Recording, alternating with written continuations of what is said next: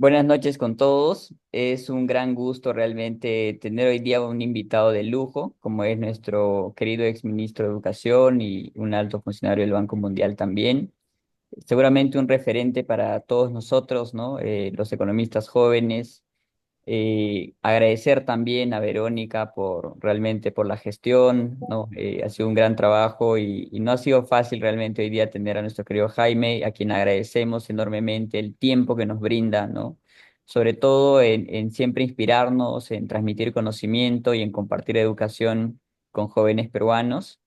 Hoy, querido Jaime, te cuento que los chicos aproximadamente son dos de cada universidad del Perú, o sea, de economía, de cada universidad, de Arequipa, de Puno, de Cusco, de Lima, Arequipa, la Selva también, ¿no? De Loreto, la Universidad Altiplano, perdón, la Universidad de la Amazonía Peruana. Y bueno, en ese sentido, seguramente ya en la segunda parte, cada estudiante también se va a presentar y te va a poder preguntar de manera directa. Solamente pedirles a todos los chicos prender su camarita, por favor. Siempre a pesar de la virtualidad, siempre es mejor vernos. Y mucho más teniendo pues una oportunidad de lujo de conocer a nuestro querido Jaime. Yo lo conocí en aquella oportunidad, no sé si probablemente no se acuerda de nuestro querido Jaime, pero cuando era estudiante de la Universidad Católica, me acuerdo hace ya varios años, ¿no? Justamente hubo un evento en el auditorio y ahí me tomé una foto. Bueno, estoy con otro peinado ahora, pero ha pasado muchísimo tiempo y siempre es muy grato realmente verlo, escucharlo. Así que me da muchísimo gusto hoy día tenerte, querido Jaime, y aprender muchísimo de ti siempre. Un Buenas gusto, noches. Yuri, estar acá. Muchísimas gracias, querido Jaime. Y bueno, vamos a empezar entonces la primera parte, conversando un poquito sobre las anécdotas, quizás sobre tu niñez, ¿no? Con tu familia, tus padres, tu hermano mayor, tu abuela, tu tía, ¿no? Eh, Leía aquel libro, digamos, que salió sobre los peruanos más inspiradores. Me encantó la historia realmente que leí ahí, justo le comentaba a Verónica también, ¿no? De cómo tus padres, tu hermano mayor, tu abuelo y tu tía han sido grandes móviles, motivadores, ¿no? Inspiradores en tu camino posteriormente. Así que me gustaría que nos cuentes un poco esas anécdotas, quizá desde niño, ¿no?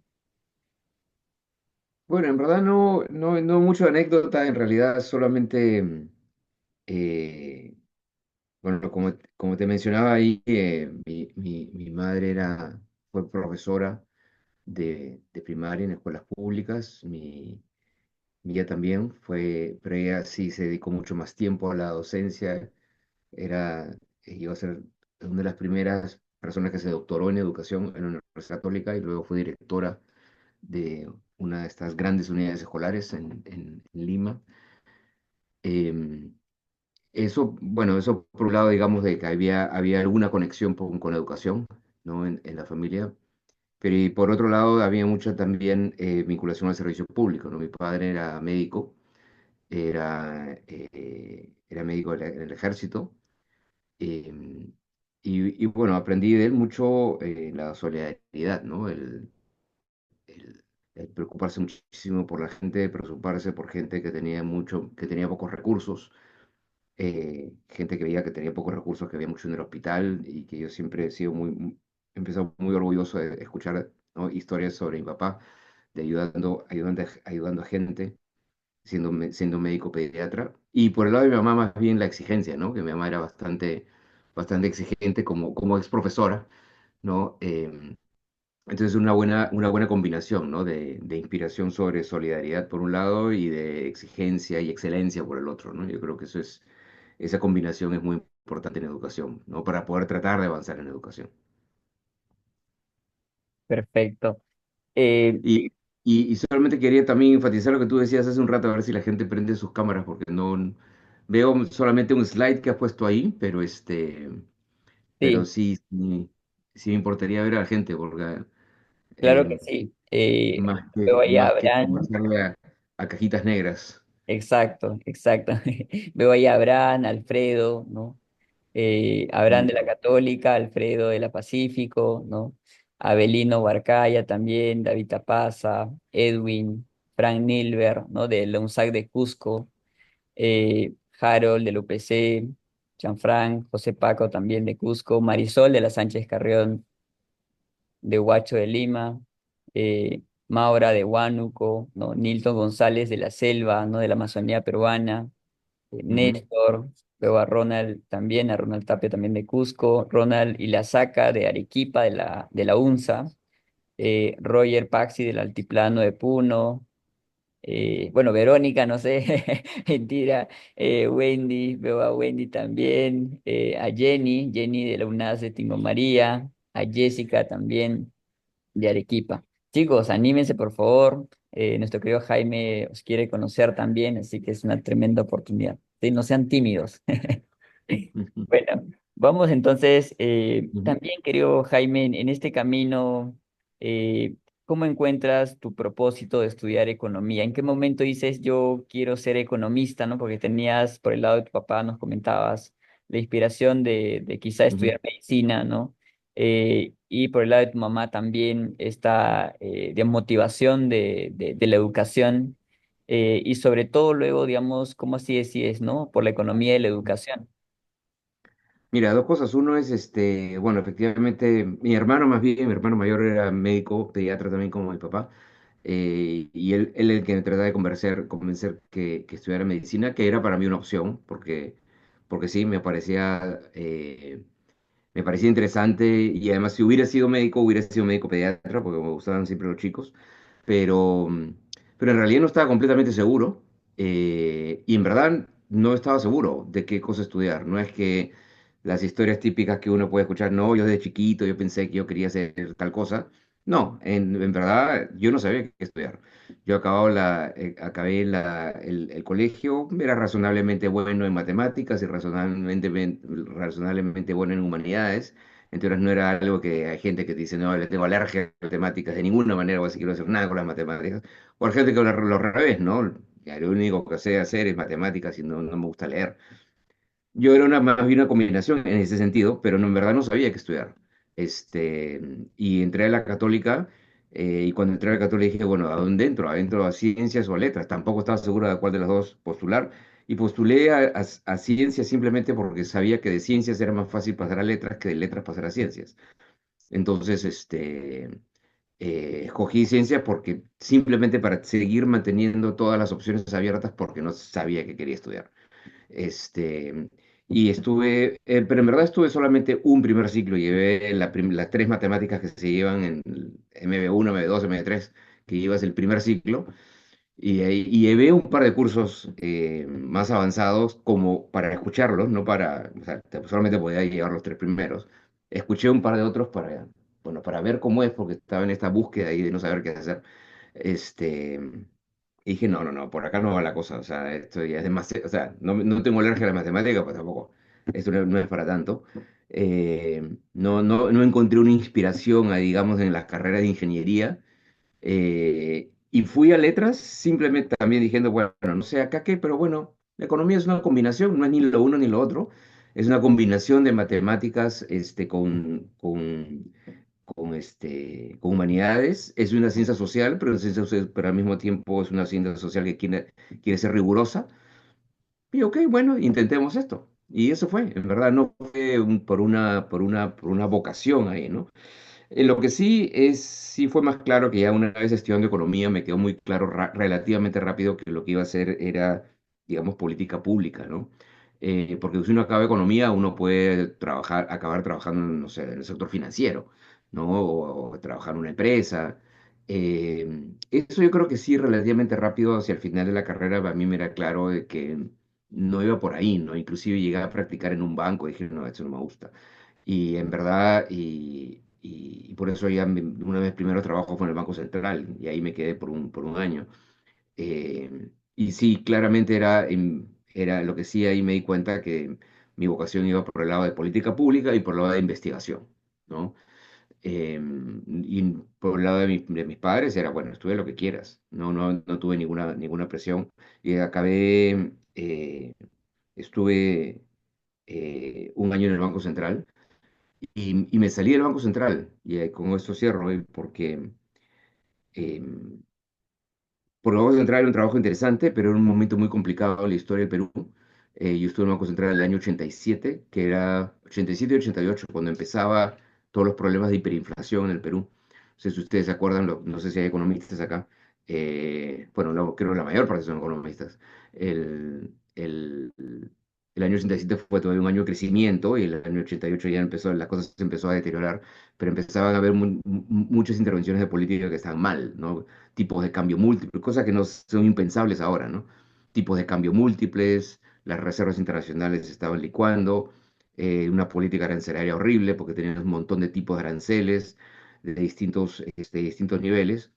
Y fue un poco frustrante ahí que escribimos varias cosas diciendo que había que corregir esas políticas, ¿no? Que estaban a cargo del Banco Central. Por ejemplo, la política de tipo cambio múltiples. Escribimos un ensayo diciendo esto es un desastre, esto no funciona, esto está mal. Pero esos ensayos nunca, esos memorándum, digamos, largos, nunca llegaron a ni siquiera a la presidencia. Eh, Entonces era un poco frustrante y cuando me nombran en el Banco Central, porque ahí estuve con un año como contratado, digamos, y ahí me nombraron, en verdad ahí decidí salirme, porque tuve la posibilidad de irme a un centro de investigación, que es GRADE, que todavía existe, eh, y esa fue una decisión complicada, porque si me quedaba en el Banco Central, me quedaba en el Banco Central para toda mi vida.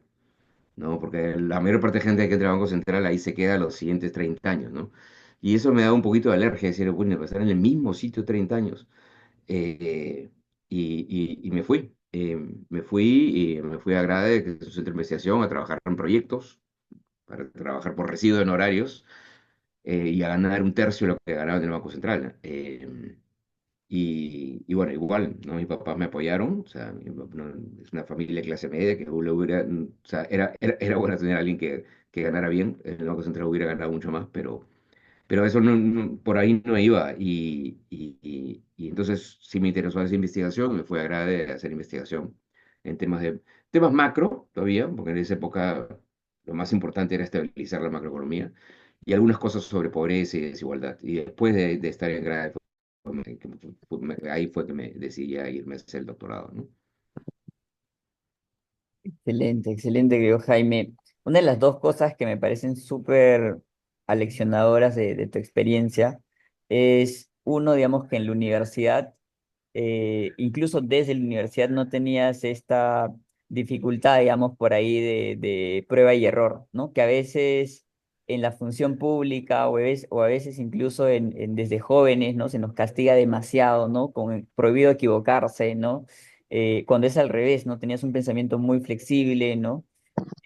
Y también luego en el trabajo, ¿no? Incluso, digamos, a veces cuando uno es joven, ¿no?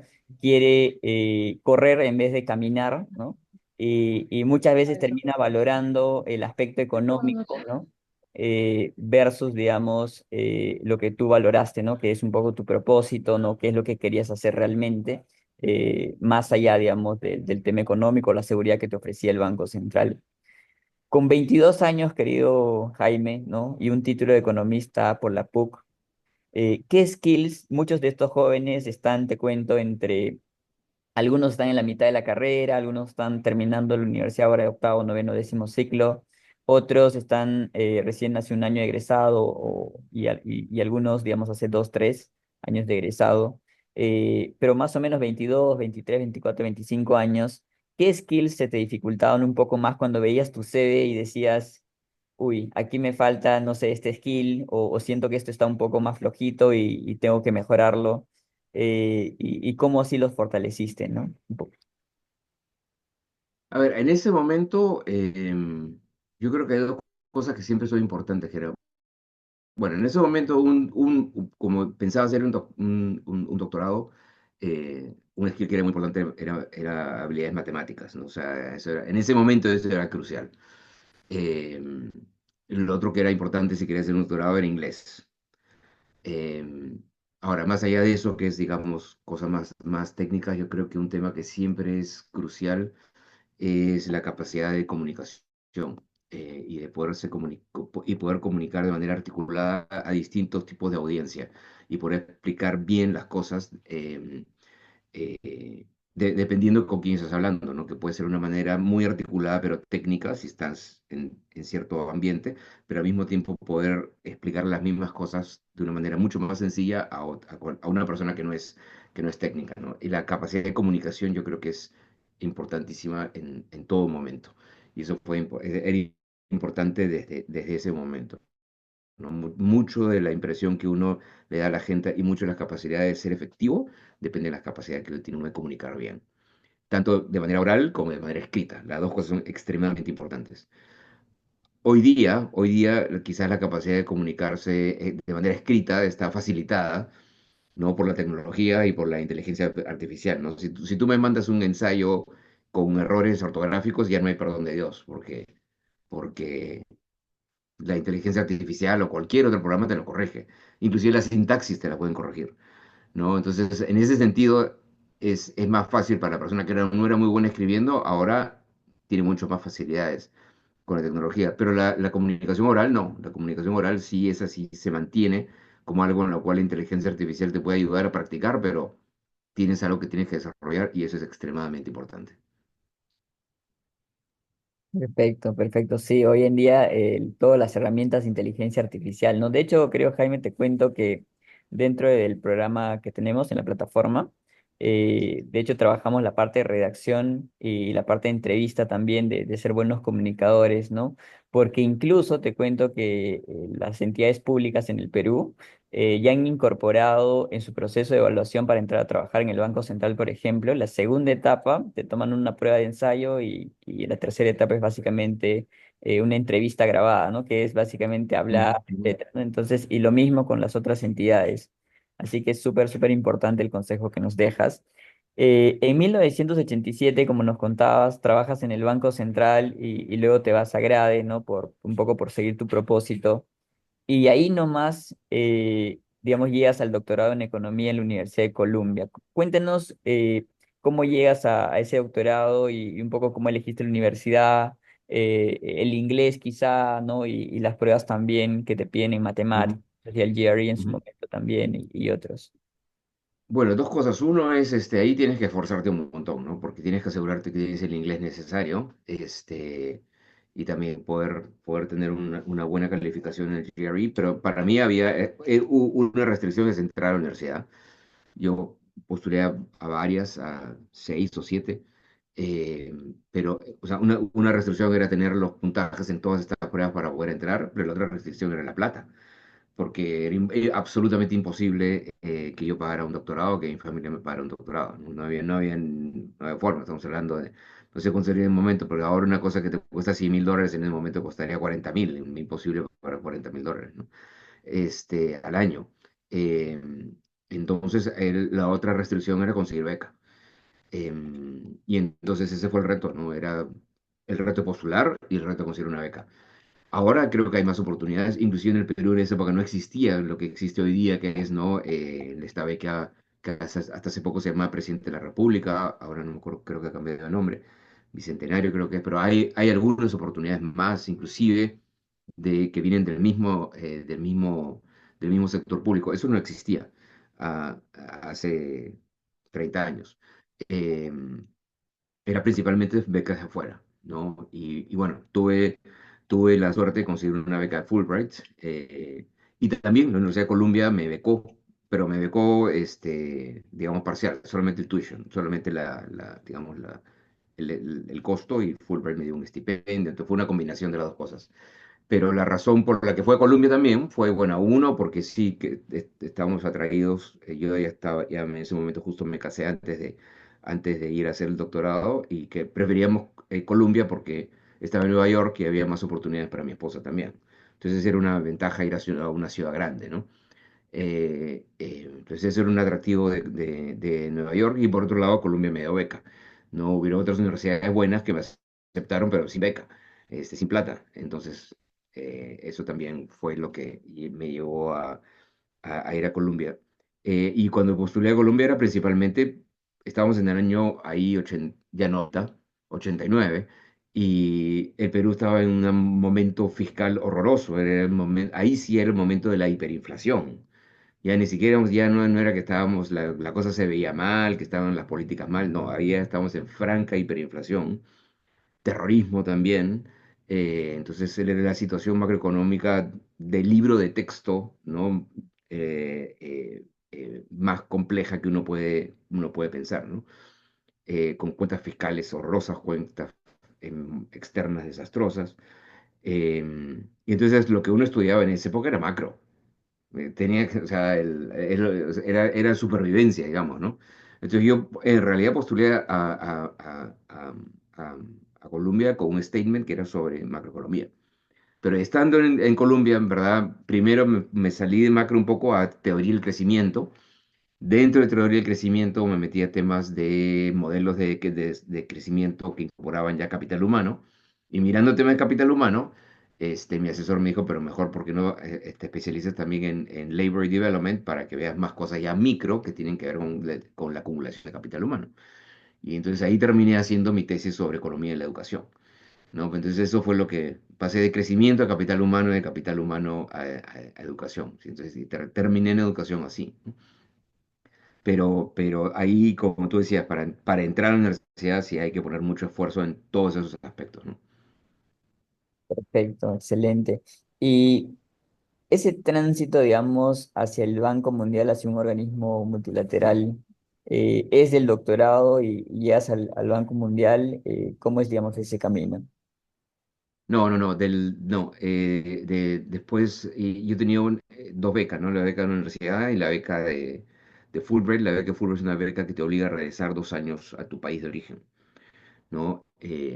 Y entonces acabé el doctorado en el 94, al final del 94, y regresamos al Perú. Y ahí regresé a a ser investigador principal en GRADE, ¿no? Que yo había sido investigador asistente.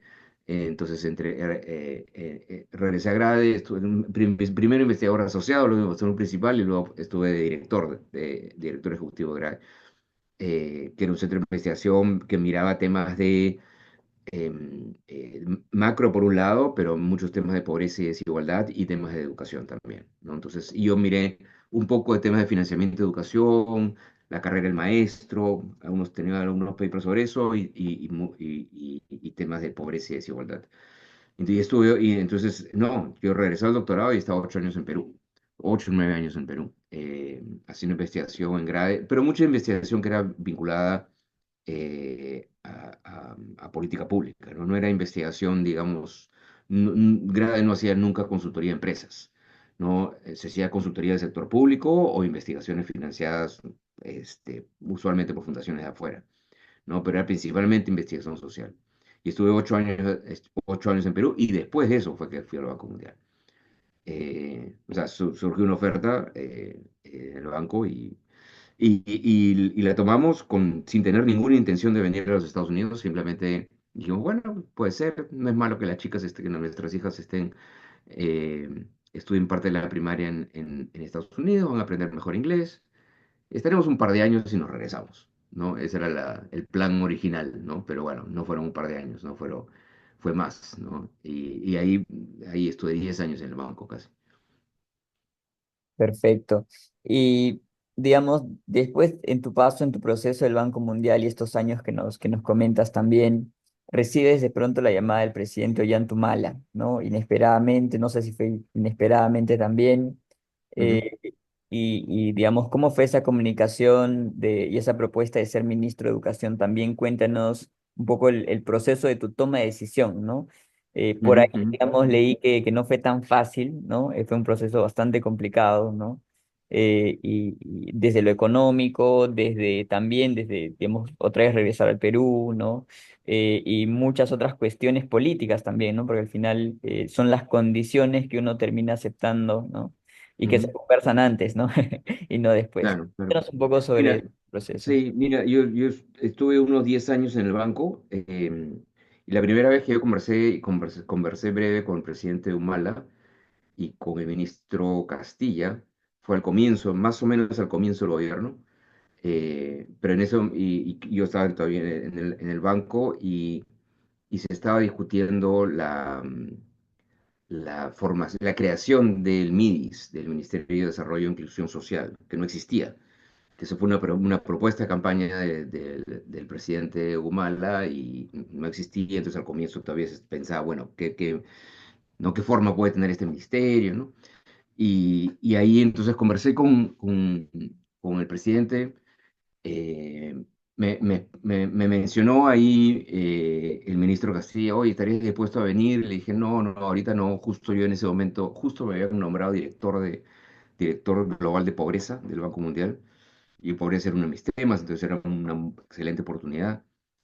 Entonces dije, no, ahorita no, no me interesa regresar al Perú, pero en esa conversación recuerdo con el presidente Humala, así, en ese estilo que tenía el presidente Humala así medio cachoso, ¿no?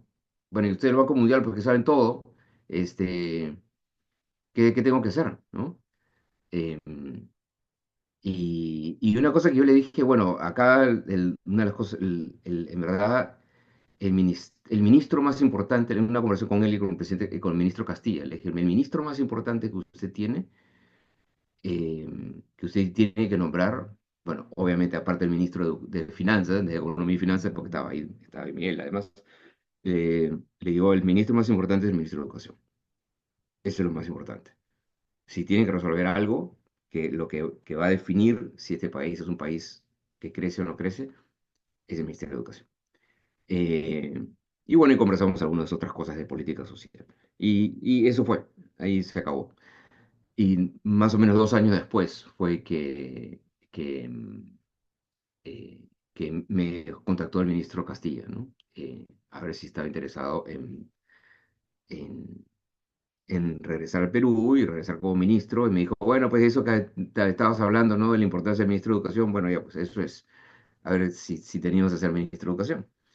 Y sí, era complicado, bueno, era uno, ya, mis hijas ya habían acabado el colegio, entonces ellas, lo bueno es de que ellas habían decidido venir a hacer su bachillerato a Perú.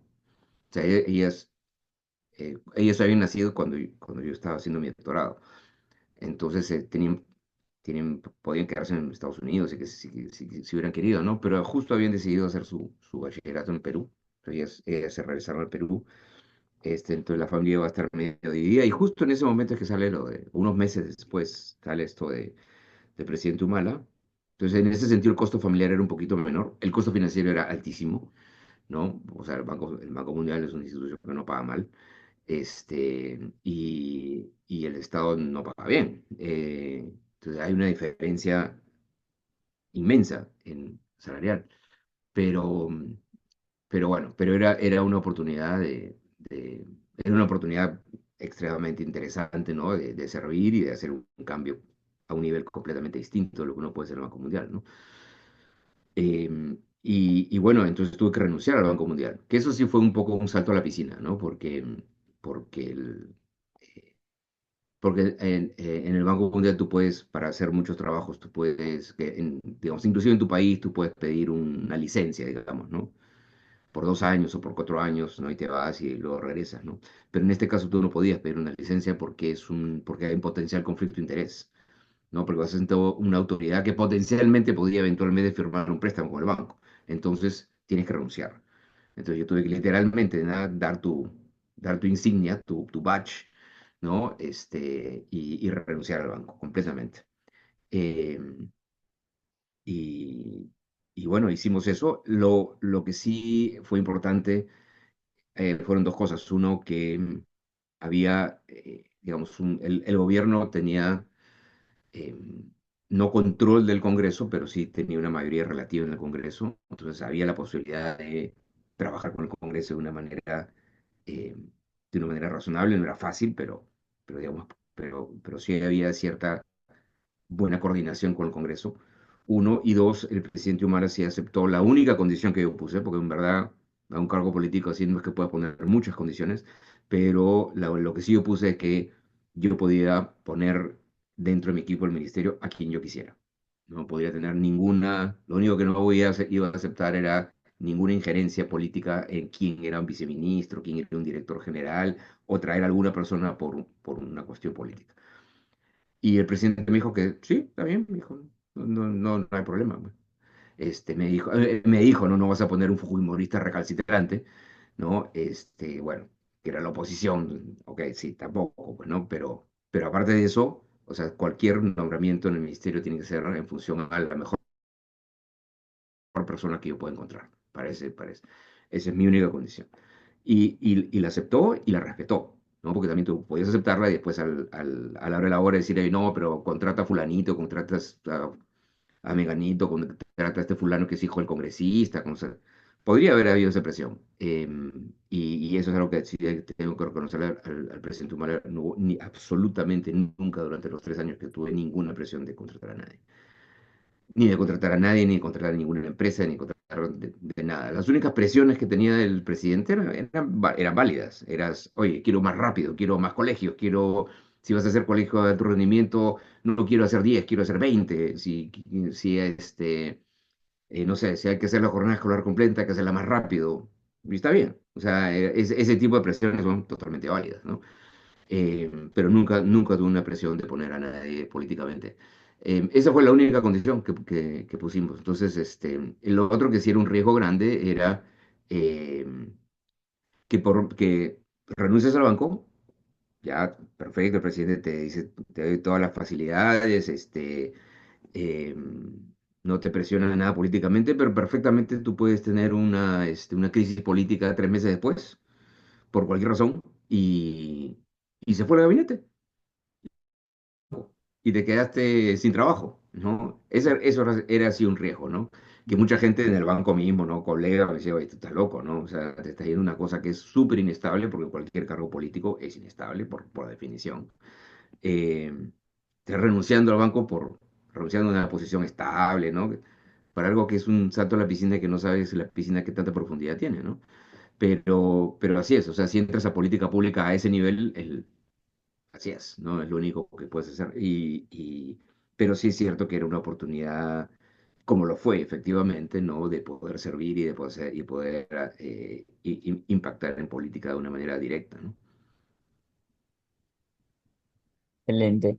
Y en ese proceso también, creo, Jaime, digamos, en ese proceso, en esa experiencia liderando equipos en un ministerio, ¿no?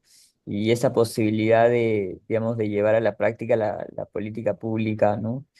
¿Cuáles fueron los principales obstáculos? Bueno, hay muchos obstáculos, hay muchísimos. O sea, eh, yo te diría que es lo que es un obstáculo es no tener a la gente adecuada. Entonces eso fue lo más importante para mí, es tener el equipo correcto. Y tener gente que trabaje contigo, que sepa lo que tú no sabes, o que sepa más que tú, ¿no? Y yo era una persona que ya había estado trabajando antes en un centro de investigación, había hecho consultoría en el sector público, sí, había trabajado en políticas públicas, había trabajado en la banca multilateral, pero no había estado en un ministerio. Yo no había trabajado en un ministerio. Entonces yo tenía que traer gente que supiera, digamos, de la lógica de cómo opera el aparato público, los temas de gestión financiera dentro del aparato público, gente que supiera más que yo de eso.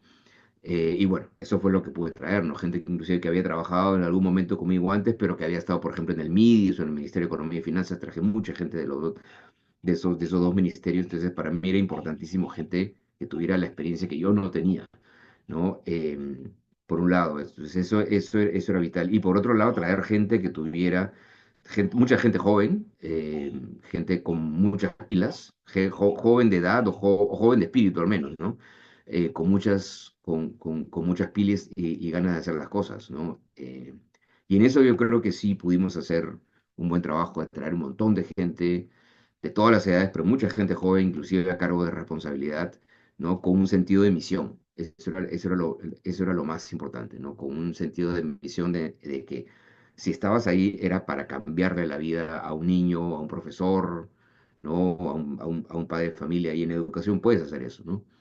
Pero es difícil, es difícil. Tienes la gran restricción eh, financiera, ¿no? Que es cómo empujar al Ministerio de Economía y Finanzas a que te dé más recursos, ¿no? Y una vez que te da los recursos, de cómo ejecutarlos bien.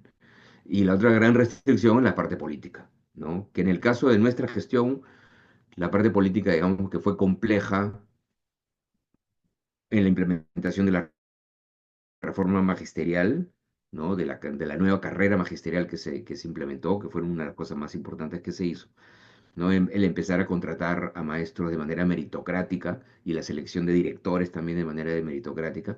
Eso fue complejo, hay discusiones complicadas con el SUTEP, con el sindicato, que es lo usual en todos los países.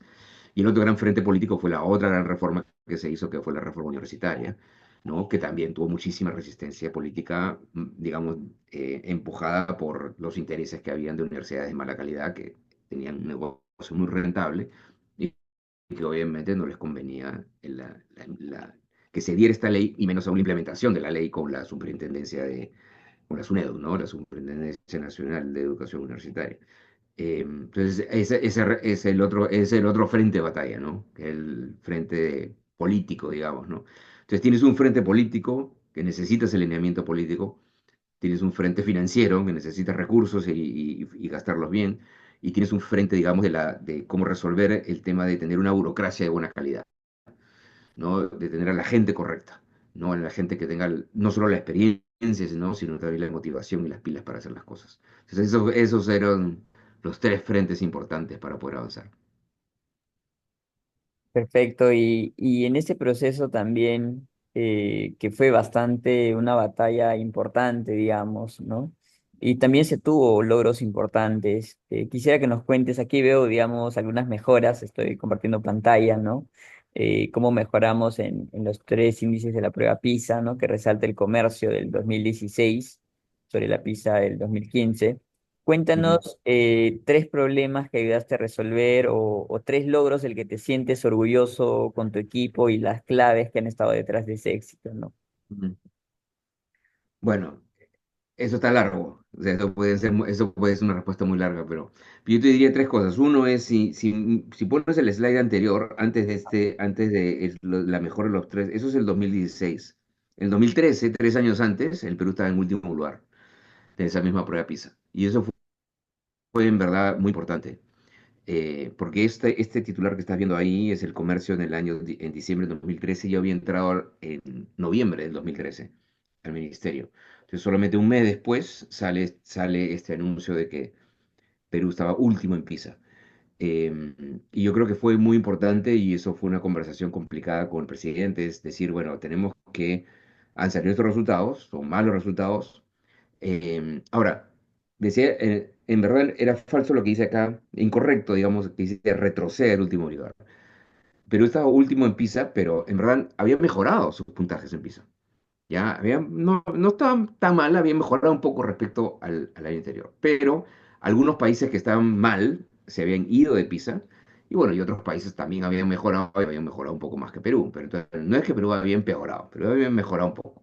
Pero igual, con la composición de países que había en PISA en ese momento, salía último. Pero último, no era de los últimos, era el último.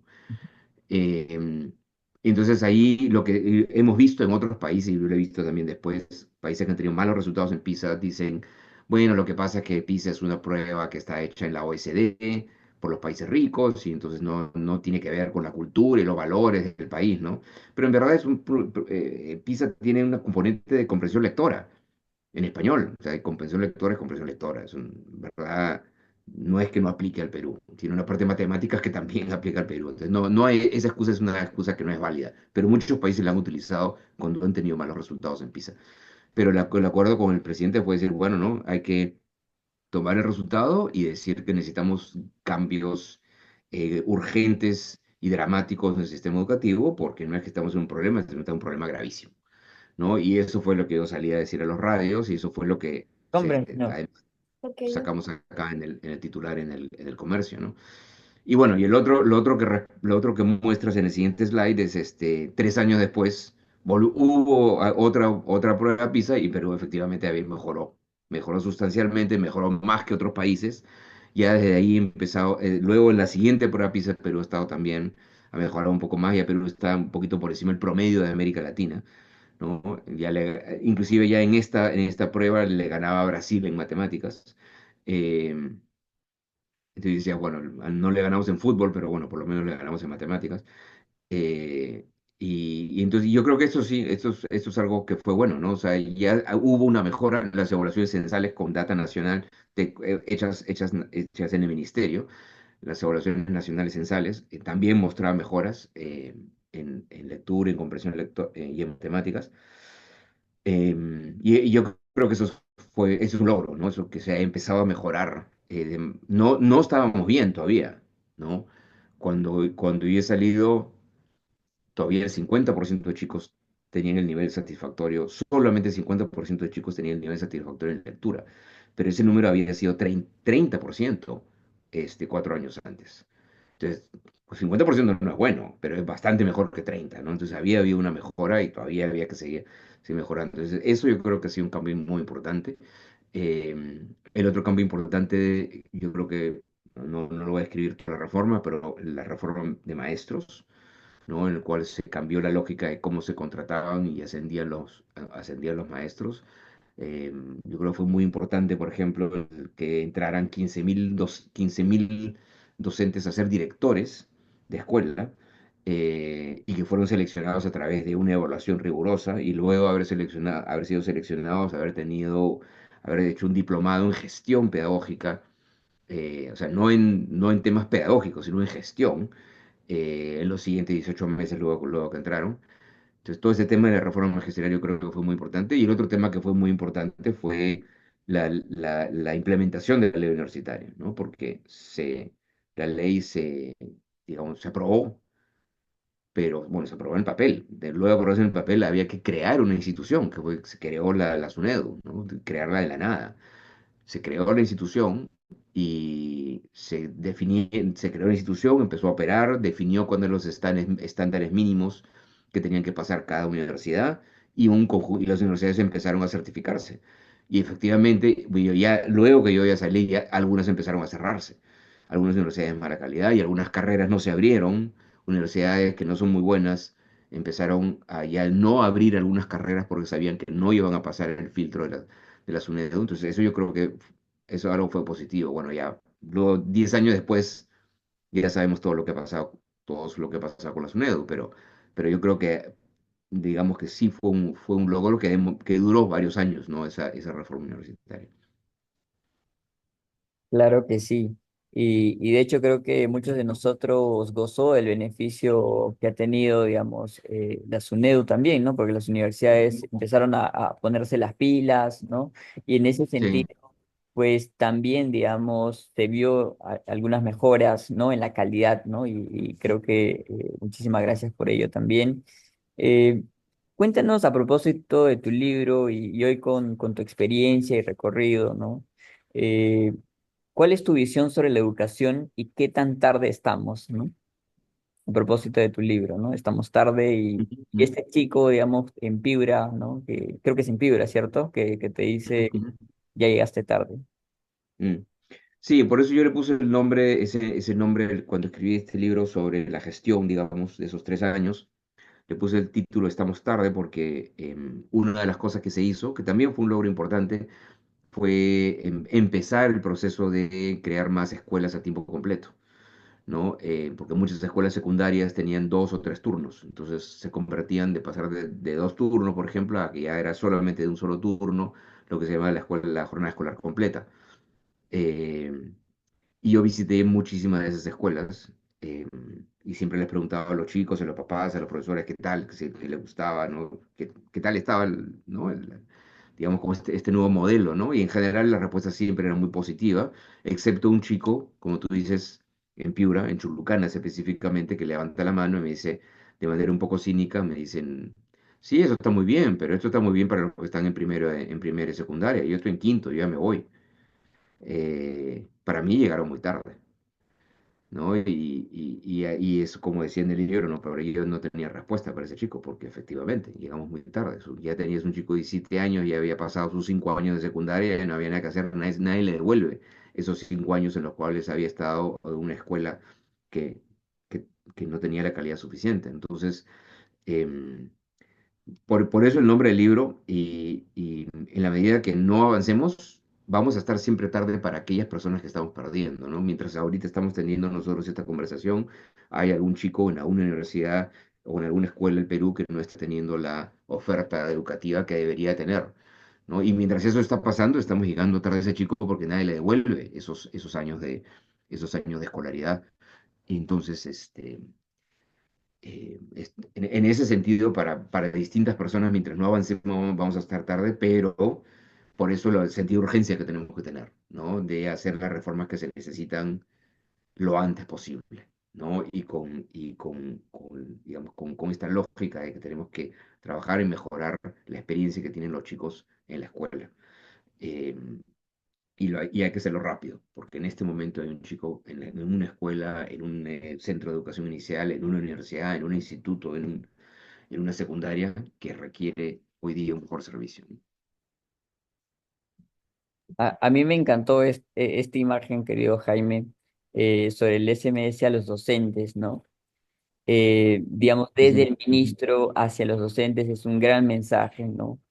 Y Y los... eso es algo que lo hicimos en el 2015, si no me equivoco.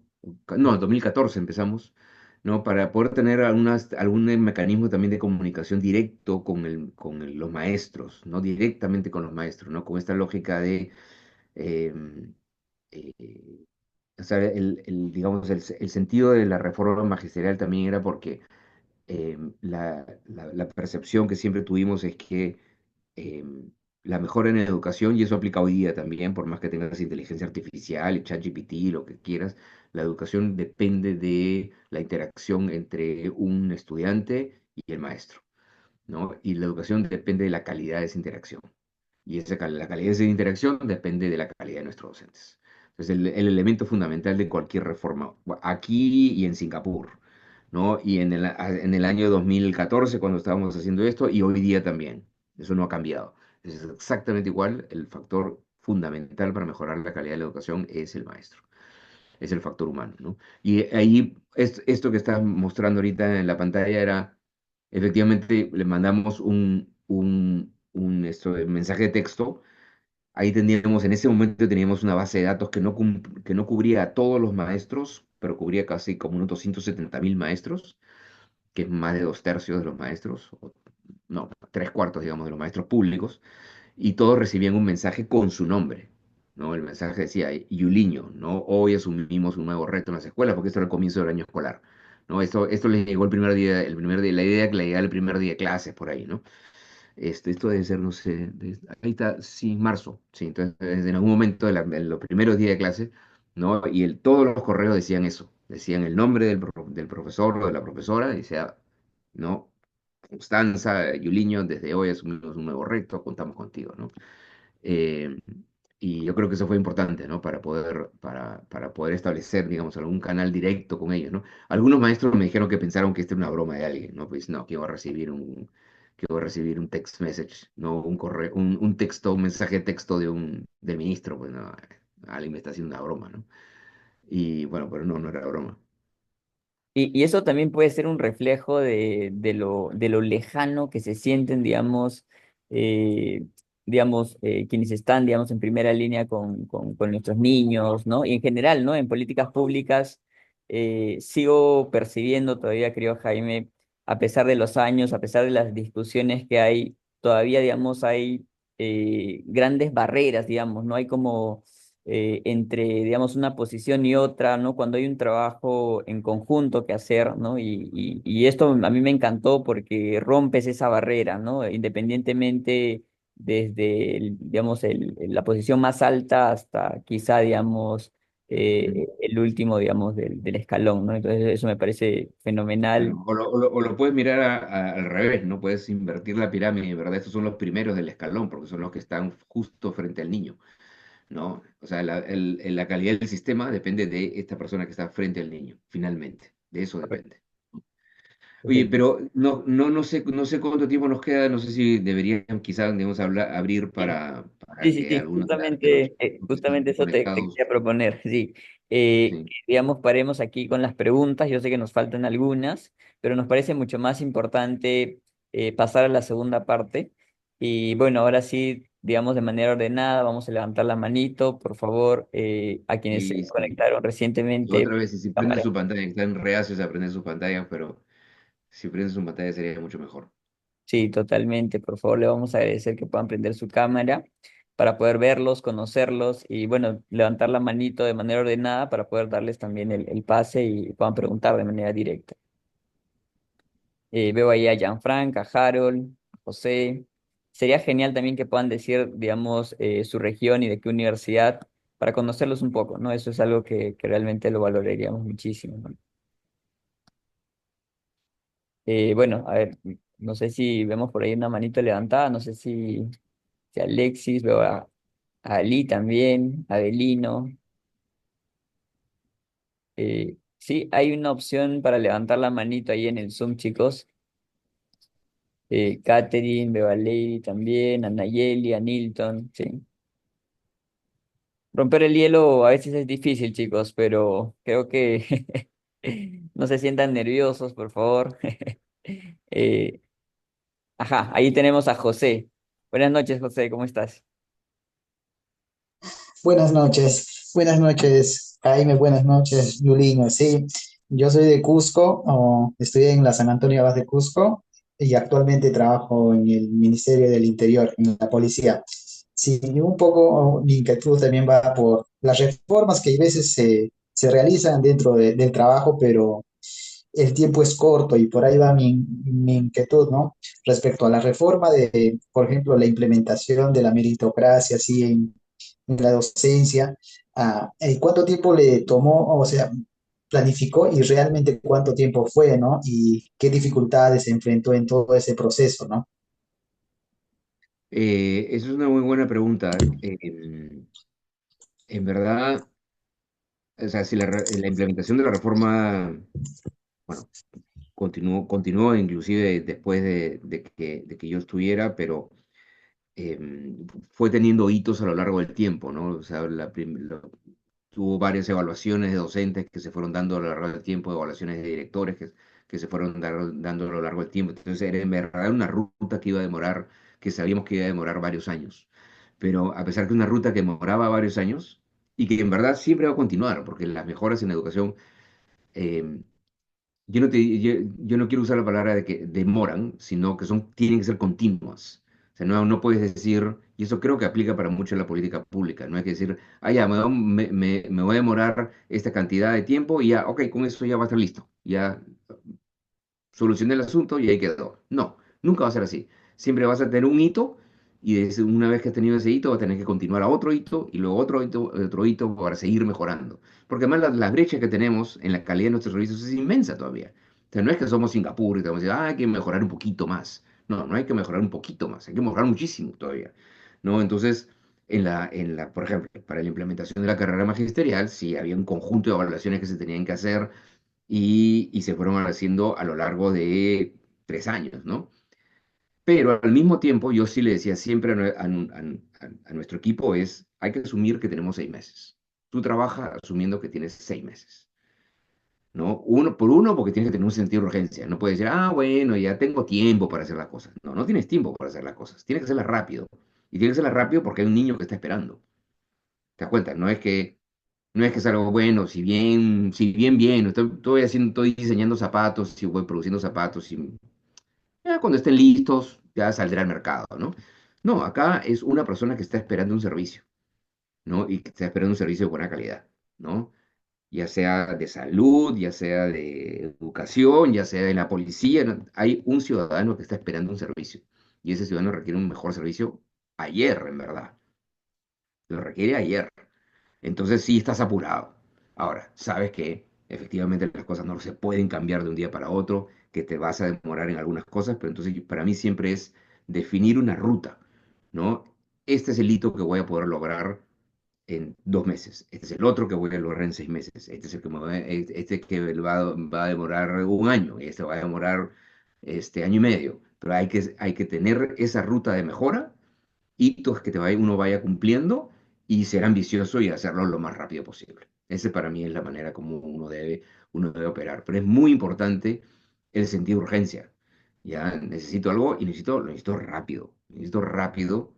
No, cuando digo rápido no es que hay que hacerlas a las tontas y a las locas. No. No, hay que hacerla pensando bien lo que estás haciendo porque estás usando plata pública. Ese es el otro reto. Pues es difícil. ¿no? Si eres una empresa, tú dices, voy a intentar hacer esto, pues. Y si no funciona, bueno, no funcionó, pues total, ¿quién pierde plata el dueño de la empresa y se acabó. Pero acá no, acá estás usando plata que no es tuya. Ese es el reto en el sector público. Es plata pública, es plata que no es tuya, es plata que quema. Y esa plata que no es tuya la tienes que usar bien. Entonces tienes que hacerlo rápido, pero hacerlo lo mejor posible con la información que tienes en ese momento. ¿No? Y tienes que ir evaluando, cada vez que haces algo, ir evaluando si funciona, si está funcionando. ¿No? Cuando nosotros decimos, ok, estamos cambiando, por ejemplo, la manera como se entrenando a los profesores. ¿Ya? Perfecto, pero tenemos que evaluar si está funcionando bien. Si efectivamente los profesores están teniendo mejores habilidades con esa nueva forma ¿no? de apoyarlos. Y si efectivamente los profesores están haciendo que con esa nueva metodología estén mejorando su interacción con los chicos. Entonces tienes que medir permanentemente si efectivamente está funcionando o no está funcionando. Y algunas cosas puede que no funcionen y tienes que ajustar. ¿No? Tienes que ajustar. Pero entonces es una combinación compleja, en la cual tiene que tener sentido de urgencia, tiene que avanzar rápido, tiene que tener hitos y tienes que permanentemente ver y evaluar si lo que estás haciendo lo estás haciendo bien. Muchas gracias, Jaime. Muchas gracias, José. Ahora vamos con la pregunta de Harold. Buenas noches, Yuliño, buenas noches, Jaime. Un gusto y un honor conocerlo a usted después de la gran labor que hace por la educación en el Perú y a nivel mundial. Y no sé si No, puedo que no. hacerle dos preguntas, Yuliño, Sí. a Jaime. Pues, no tienes que decirme de qué universidad eres y qué estás estudiando. Perdón, me olvidé, me presento. Mi nombre es Harold Alexander. Bueno, actualmente estoy en la Universidad Peruana de Ciencias Aplicadas. Yo Ujú, provengo de la región de Puno, exactamente de la ciudad de Juliaca. ujú, ujú. Sí. Bueno, como decía, no sé si puedo hacerle dos preguntas a usted, estimado Jaime. Sí, sí, sí, sí, Por dale. favor. Ok, ok. La primera pregunta está orientada al uno de los primeros pautas que nos mencionó, que fue cuando el presidente Humala le consultó a usted sobre qué otro ministerio era importante aparte del de Economía, obviamente, ¿no? Y usted le mencionó que es la educación.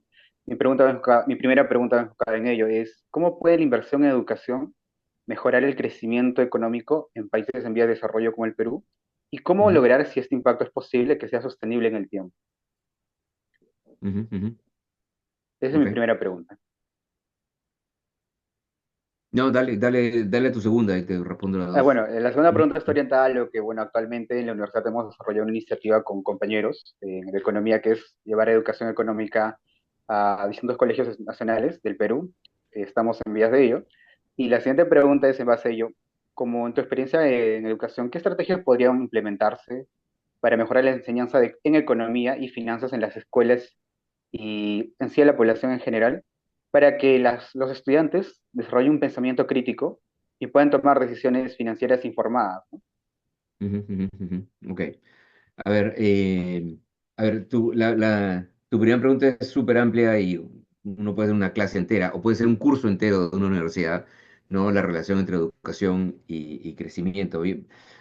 Pero brevemente, o sea, yo lo veo siempre a dos niveles, ¿no? Al nivel micro y al nivel macro. A nivel micro la educación es el principal determinante de del nivel de ingreso de una persona o de una familia. ¿No? O sea, depende de la experiencia que tienes, depende de factores, digamos, también de dónde resides, pero, digamos, uno de los factores más importantes es el nivel educativo, ¿no? Es uno de los factores que explican la movilidad social y es uno de los factores que explica el nivel de ingresos que tienes, ¿no? En promedio, digamos, así de centenas de estudios que se han hecho en distintos momentos, en distintos países, el retorno a la educación es como 10% al año, por año de educación, ¿no? Entonces un chico con una educación superior en promedio va a ganar, ¿no? Un 50-60% más que un chico que se queda con secundaria, ¿no? Entonces, digamos, esa es una de las regularidades empíricas más claras, ¿no? que hay en la microeconomía, ¿no? El retorno a la educación es en promedio 10% por año, ¿no? Pero al mismo tiempo que tienes que se ve esa regularidad empírica a nivel de las familias, tienes la otra gran regularidad empírica, que es el impacto que tiene los años de escolaridad sobre la tasa de crecimiento, ¿no? de los países, ¿no? Y ahí recién hay unos estudios sobre eso, si necesitas referencias, luego te las puedo mandar. Pero, por ejemplo, la diferencia que uno ve entre un país como Brasil y un país como Corea, ¿no? Que ahora casi triplica el PBI per cápita coreano. Corea triplica al de Brasil. Pero si tú miras del año 60, más o menos del año 60 al año 80, ¿no? Los dos países se movían más o menos igual en términos de crecimiento económico, ¿no? Relativamente lento. Pero entre el 60, mientras pasaba eso, en esas 2 décadas, mientras Brasil aumentó sus años de escolaridad promedio de 2 a 3, digamos, Corea los aumentaba de 4 a 8, más que los duplicaba, en esos mismos 10 años. Y entonces, si tú miras el gráfico después del año 80, ves que Brasil sigue creciendo un poquito, mientras que Corea se dispara. ¿Cuál es la diferencia entre Brasil y Corea? Es que las 2 décadas anteriores, Corea aportó muchísimo más capital humano que Brasil, ¿no? Entonces, y eso es lo que explica, digamos, a muchas economías, independientemente de su nivel de recursos naturales, ¿no? Las divergencias que ves en tasas de crecimiento están vinculadas a cuánto invirtieron en educación. Ahora, cuando digo invierten en educación, no solamente es en cantidad, sino en calidad, ¿no? Sí es cierto que ya la mayor parte de chicos van a la escuela, ¿no? Si tú miras en todos los países, las tasas de escolaridad en primaria son casi 100%. Todos los chicos van a la primaria, ¿no? Con poquitas excepciones. Todavía no son 100% en la secundaria. En secundaria llegan a 80%. Todavía tienes deserción a lo largo de la secundaria. Entonces no has resuelto el problema de cantidad, digamos, completamente. Todavía te falta en la secundaria. Por lo menos en la primaria está resuelto. Pero la gran diferencia también no es eh, no es cuántos años de escolaridad estás, sino qué pasa en cada uno de esos años de escolaridad y la cantidad de aprendizaje que logras en cada uno de esos años de escolaridad, ¿no? Y eso depende mucho justamente de lo que pasa dentro del aula y esa interacción entre profesor y alumno. Entonces también hay otra regularidad empírica, también hay data que te muestra que el número de años de escolaridad tiene un impacto en el crecimiento, sí, pero la calidad educativa, años de escolaridad ajustadas por aprendizaje, tienen inclusive un impacto más grande sobre la tasa de crecimiento de los países, ¿no? Entonces, ese es un punto, ese es, digamos, el análisis a nivel macro, ¿no? Y en ese sentido, digamos, yo creo que lo que define que un país pase de ser un país de ingreso medio a un país de ingreso alto, es si es un país que se pone de acuerdo de que tiene que brindarle la mejor calidad posible de educación a todos, a todos, ese es el punto, y ese es el punto central. En cualquier país tú siempre vas a encontrar escuelas excelentes y gente que tiene educación de primera, pero tú lo que necesitas es de que todos tengan esa educación y que todo niño diga, ¿a cuál colegio voy? Bueno, el que esté más cerca, pues, punto. ¿Por qué? Porque todos los colegios son buenos y de razonable calidad, ¿no? Si tú te preguntas a un alemán, ¿a qué colegio vas a ir? Pues no entiendo la pregunta, ¿a qué colegio vas? Bueno, el colegio que esté más cerca. Es lo único que uno hace. La única elección que uno tiene para ver a qué colegio vas es al que está más cerca. Se acabó, ¿no? Lo que nosotros vemos en América Latina, que la gente dice, no, de repente mejor un colegio privado, o de repente dentro de los colegios públicos, este colegio es mejor voy a este, ¿no? Eh, no lo ves en un país de la OECD. En Canadá, en Estonia, en Finlandia, en Alemania, vas al colegio que está más cerca, porque ya ha habido un acuerdo social que tenemos que asegurarnos una buena calidad, independientemente de dónde vives o de cuánta plata tienes para pagar. Ahora, sobre tu segunda pregunta, en realidad no le he pensado mucho sobre los temas de educación económica o educación financiera.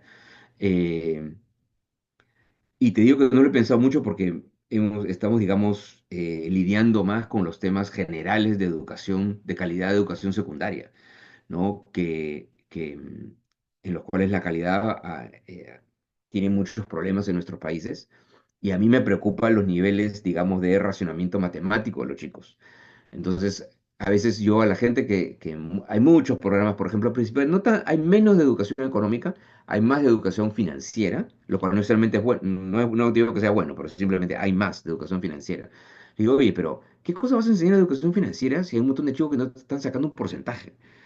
¿Ya? Entonces, en verdad es como una excusa para enseñar mejor y motivar mejor el enseñar aritmética o enseñar ni siquiera cálculo, ¿no? Pero por lo menos que sepas viendo aritmética, ¿no? Este, eh, Pero está bien, pero yo creo que sí es una manera útil de, digamos, de atraer a la gente, ¿no? A eso, a aprender mejor conceptos matemáticos y le dice, bueno, esto te va a servir, ¿no? Educación financiera, digamos, te lo hace mucho más tangible como algo que te va a servir en cualquier momento, ¿no? Y educación económica yo creo que sí es bien importante, y no como algo que uno enseña desde el punto de vista, digamos, con ningún contenido matemático, sino de simplemente los conceptos básicos, ¿no? Hay conceptos básicos en economía, ¿no? De el concepto de costo de oportunidad, por ejemplo, ¿no? Hay un montón de conceptos así, de que no necesitas matemáticas, sino necesitas buenos ejemplos, ¿no? Y un buen profesor.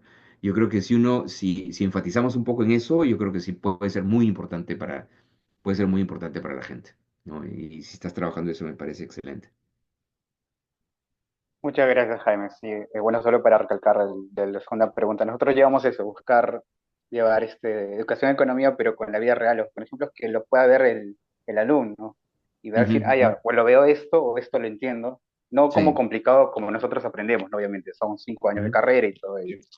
Y de claro. verdad que cuando los alumnos entienden me da gusto, pero también una preocupación que nos genera es cuando hay colegios, por ejemplo, en Puno y en Arequipa nos encontramos que no tenían ni idea de qué es economía. Entonces, Ujú, esa es ujú, nuestra... Buscamos cerrar de alguna forma y ayudar a cerrar esa brecha. Muchas gracias por los ujú, consejos que nos ujú. has dado. Sí, pero eso es bien, esos conceptos básicos de economía, decir, ok, es la asignación, la asignación adecuada de los recursos escasos, ¿no? Y que la gente piensa, mira, tú tienes recursos escasos, ¿cómo puedes decidir cuál es el mejor uso de cada uno de esos recursos? Cosas que suenan, para un alumno de economía, suenan tan básicas, el concepto mínimo de oferta y demanda. Hay algunos temas de conceptos básicos que son muy importantes y que eso no requiere mucha matemática o ninguna matemática, ¿no? Y eso se puede hacer de manera efectiva, es súper importante. Muchas Perfecto. gracias, Jaime. Perfecto. No sé si hay una manito levantada por ahí. Veo a Belén. Ah, ok. Alexis. Buenas noches, Alexis. Gustan. Buenas noches, Yuliño. Buenas noches, Jaime. Mucho gusto conocerlo. Bueno, mi nombre es Alexis Minaya, soy de acá de Huancayo y Ujú. bueno, soy egresado de la Universidad de San Marcos. Entonces, quería hacer también un par de consultas, no sé si sería posible. Sí, Muchas gracias. Bueno, la por primera favor. es relacionado un poquito al tema, no sé si decirlo personal, por así decirlo. ¿Ya? Más bien Ujú. con las disculpas previas del caso, yo me pude conectar un poco tarde a la reunión por temas de trabajo que tuve que salir un poco tarde y además la lluvia justo que nos ha agarrado ahorita acá. Eh, Me Ujú. conecté en la parte de la que usted mencionaba que cuando estuvo trabajando en el Banco Central y luego pasó a Agraria en lo que es ver temas de desigualdad, pobreza y educación, ¿no? Entonces, mi primera pregunta iba por ese lado. En su vida, tal vez, no sé si lo ha mencionado antes, ¿hubo algún factor, alguna experiencia que lo llevó a decantarse más por ese lado, por el lado de la pobreza y la desigualdad? Esa es mi primera pregunta. Y mi Ujú, segunda ya. pregunta, bueno, actualmente yo me encuentro realizando, bueno, culminando ya mi proceso de prácticas en el programa Juntos, ¿no? Incide un poquito también en lo que es en el tema de educación.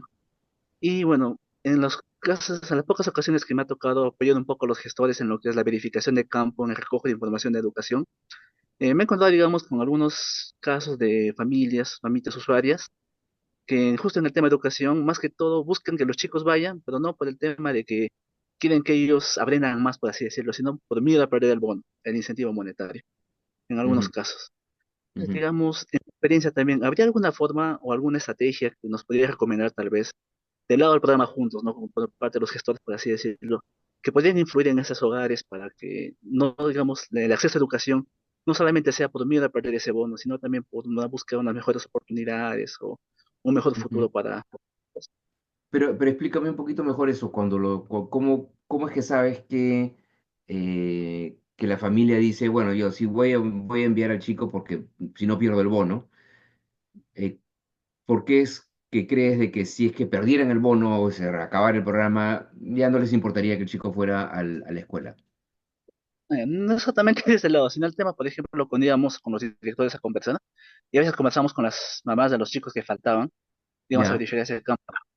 Muchas veces venía más preocupadas no por el tema de la falta, sino ahora joven me van a quitar el programa, me van a retirar el programa, me van a quitar el bono. O algunos auxiliares también nos decían en ese caso, ¿no? Ujú, Dejamos, yo le puedo quitar la falta a pesar de que el chico no haya ido, ¿no? pero también nos decía, pero decía, depende más que todo de ti si le pones o no en tu aplicativo, en tu control de verificación, si él ha venido o no, porque el chico tiene problemas, o sea, no estaba en un contexto grande de los chicos. Más Ujú, que todo nos ujú, decían, no le pongamos la falta para que no pierda el bono, ujú, ujú, más que todo. ujú. Ya, ya te entendí, ya te entendí. Mira, bueno, por un lado, sí hay alguna evidencia que efectivamente los bonos, no solamente en el Perú, ¿no? Sino que ese tipo de transferencias que están condicionadas a que el chico vaya a la escuela, que efectivamente funcionan, ¿no? En el sentido que efectivamente el chico va a la escuela, ¿no? A causa del bono. Entonces, en ese sentido, como política pública está funcionando en términos de ser un incentivo a la familia para que efectivamente cumpla con llevar al chico. Entonces, eso no está mal. Eso es la intención de la política, ¿no? Ahora, siempre pasa de que, claro, hay la manipulación, de que de la asistencia, de que la mamá le dice al verificador, diga de que sí fue, diga de que sí fue, para que no quiero perder el bono, ¿no? Entonces, ese es un problema. Tú necesitas un sistema de información que funcione bien, en fondo, para que el bono, el incentivo funcione. El verificador debería decirle, lo siento, señora, no puedo. No puedo. Tiene que haber una manera de que diga, es imposible que yo no diga de que efectivamente el chico no fue, porque es imposible que yo pueda mentir, ¿no? Entonces asegúrese que el chico venga, ¿no? Tiene que asegurarse que el chico venga. Es muy importante que su hijo venga y tiene que tener tiene que haber además una buena comunicación de por qué es importante que el chico venga, que no solamente es el bono nada más, sino es la formación del chico. Entonces yo creo que sí es importante tener sistemas de verificación en los cuales el verificador tenga los instrumentos para poder decirle a la mamá, lo siento, si no el chico no vino, no vino. Claro, tiene que haber siempre alguna flexibilidad, ¿no? Tiene que haber dos inexistencias o tres inexistencias que estén, ok, porque el chico se puede enfermar por alguna cosa. Siempre tiene que haber alguna flexibilidad, ¿no? Es correcto que haya alguna flexibilidad, pero tiene que haber al mismo tiempo, el incentivo tiene que funcionar. Y por otro lado, yo creo que sí son importantes al mismo tiempo que existan campañas comunicacionales que le muestren a los padres de familia la importancia de que el chico esté en la educación, esté en el colegio, uno. Y dos, es un trabajo también del colegio, ¿no? La escuela también tiene que ser atractiva, ¿no? Finalmente, una buena escuela es una escuela en la cual el chico dice, yo quiero ir, ¿no? Yo quiero ir porque la paso bien, porque aprendo, porque juego con mis compañeros, porque me siento protegido. O sea, una buena escuela tiene que ser un espacio seguro para el chico y el chico tiene que decir, oye, yo quiero ir. No sé, y el chico dice, no, bueno, si no fui, en verdad no me importa, porque en verdad no gano nada yendo, no se siente atraído por la escuela, que también la escuela está fallando, ¿no? Entonces yo creo que necesitas las tres cosas, necesitas asegurarte una oferta buena, una escuela que efectivamente sea estimulante para el chico, dos, necesitas buenas campañas de comunicación, y tres, necesitas que el bono opere bien, necesitas las tres cosas, ¿no? No te digo que esto sea fácil, esto es complicado, pero así es, pues la política pública es complicada, nadie dijo que era fácil. Eh, y sobre tu primera pregunta, yo justamente le mencionaba a tus compañeros, ¿no? O sea, para mí quizá la influencia en términos de ver temas de equidad, ¿no? De pobreza, yo creo que puede haber venido por mi papá, ¿no? Porque que trabajaba en un hospital y ahí vi mucho a mi papá trabajando él trabajaba en un hospital militar, ¿ya? Y en esa época no sé cómo estará ahora el hospital militar hoy día, pero estamos hablando de los 70, digamos, 70s, 80s, era un excelente hospital, era un monstruo, ¿no? Moderno. Y entonces ahí, pues, mi papá podía ver al hijo del general, ¿no? Y al hijo del soldado, ¿ya? Y siempre he visto mucho y con mucha satisfacción que mi papá de ver soldados que venían y agradecerle por haber hecho algo por su hijo, ¿no? Mi papá era pediatra, ¿no? Y hizo mucho trabajo de ese tipo, ¿no? De ayudar a gente que necesitaba más. Entonces, sí, yo creo que eso puede haber influido, ¿no? A que ese tema me atrayera, ¿no? Muchas gracias, Jaime, de verdad, muchas gracias. No, al Voy a dejar el contrario. contacto. Muchas gracias, Alexis. Bueno, no sé si hay alguna otra duda. Te hemos robado más de 1 hora y 20 minutos, creo, Jaime, y realmente eso es un montón y te agradecemos muchísimo. Bueno, no sé si hay alguna duda. Adicionalmente, chicos, veo a Belén también. Ok, Ronald. Ronald, buenas noches, Ronald, ¿qué tal? ¿Cómo estás? Buenas noches, Janine. ¿Qué tal? Jaime, buenas noches. Soy del Cusco, de la UNSAC, de la Universidad Nacional de San Antonio del Cusco. ¿Bien? Tenía una duda con respecto al panorama actual que tenemos en educación superior, al menos, en el cual nos encontramos en un momento muy adverso, en el cual teníamos el asumido como un ente supervisor de las universidades nacionales y también privadas, ¿no? Para ver su calidad educativa. Tenía una pregunta con respecto y es cómo los estudiantes, como entes, factores que reciben el servicio, también los profesores, también autoridades políticas, podríamos actuar en este momento, ¿no? En este momento en el cual hemos retrocedido tanto en en la calidad educativa que tenemos, que recibimos, y cómo es que podemos darle vuelta, cómo actuar en este momento, ¿no? No sé si me entendió la pregunta. Sí, sí, sí, sí, sí. Ahora, tu pregunta es complicada porque es más política que técnica, creo yo, ¿no? Yo creo que sí hay, sí es, a ver, cuando fue la reforma, el comienzo de la reforma universitaria, eh, tuvimos muchísimo apoyo de los alumnos para la aprobación de la ley, inclusive, de la ley universitaria, que fue complicada, ¿no? A pesar que, como yo mencionaba, el gobierno tenía mayoría relativa, ¿no? Creo que aliándose con otro partido, digamos, tenía mayoría en el Congreso, entonces, en general, las leyes se podían pasar. Ahora, a pesar de eso, la ley universitaria se pasó con 5 votos nada más, con un margen muy pequeño, ¿no? Y hubo que luchar voto por voto y convencer congresista por congresista de por qué era importante esta ley, ¿no? Algunos congresistas estaban eh, eh, vocalmente opuestos, que defendían algún interés, otros estaban a favor y a otros no les interesaba mucho, en verdad. O sea, ni fu ni fa, no les. Entonces a esos es lo que había que convencer, ¿no? Que eso es bien importante. Y en muchas discusiones que hubieron en el Congreso también muchos universitarios participaron. Y hubieron, y recuerdo que hubieron varias federaciones de estudiantes de universidades públicas y privadas yendo al Congreso a decir por qué era importante aprobar la ley. Y, luego también tuvimos apoyo, hubieron varios ataques a la ley contra el Tribunal Constitucional, o sea, los ataques legales fueron múltiples. Cuando fue la censura también hubo una marcha muy grande y que participaron muchísimos universitarios, que a mí me dio mucho gusto porque ver a la gente joven defendiendo la educación, eso es algo muy bueno, ¿no? Y eso mostraba mucha madurez del país, además, ¿no? Eh, y yo creo que eso es importante mantener el debate público sobre la calidad educativa. Y eso es algo que se puede hacer al interior de cada universidades y entre las universidades también, las dos cosas, ¿no? De poner en el debate de, oye, bueno, ¿qué está pasando con la calidad de las universidades? ¿Qué está pasando con la manera como la superintendencia está verificando la calidad de las universidades? ¿Qué carreras se están aprobando y por qué se están aprobando? ¿Cuánto de inversión se está haciendo en la educación universitaria pública?